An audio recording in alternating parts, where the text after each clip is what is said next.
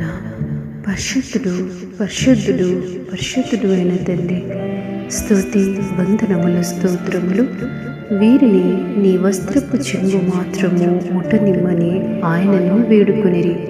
ముట్టిన వారందరూ స్వస్థత నొందిరి.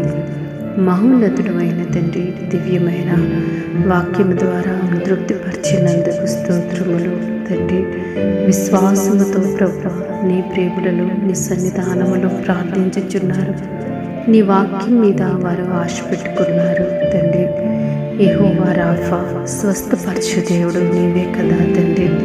నిన్ను వేడుకునినప్పుడు దేవా, నీ సన్నిధిలో ప్రార్థించినప్పుడు, నీ వాక్యాన్ని నమ్మి విశ్వసించినప్పుడు, మీరు చేసిన సూచక్రియల యందు నమ్మిక ఉంచినప్పుడు మా జీవితంలో కూడా మాకు కూడా స్వస్థత కలుగుతుంది ప్రభువా.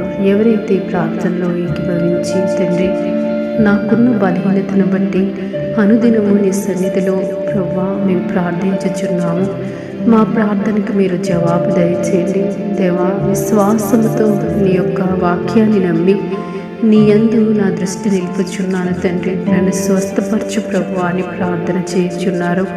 వారి యందు నీ మహాకనికరముంచి తండ్రి, వారి శరీరములో ప్రతి బాధ నివారణ జరగడానికి సహాయం దయచేయండి దేవా. నీ ప్రేమలను మిమ్మల్ని నమ్ముచుండగా తండ్రి, వారి యొక్క విశ్వాసాన్ని మీరు బలపరిచి వారి జీవితంలో తండ్రి స్వస్థత కార్యాన్ని, అద్భుత కార్యాన్ని జరిగించుచున్నందుకు మీకు వందనాలు. నువ్వు నమ్మదగిన దేవుడివి.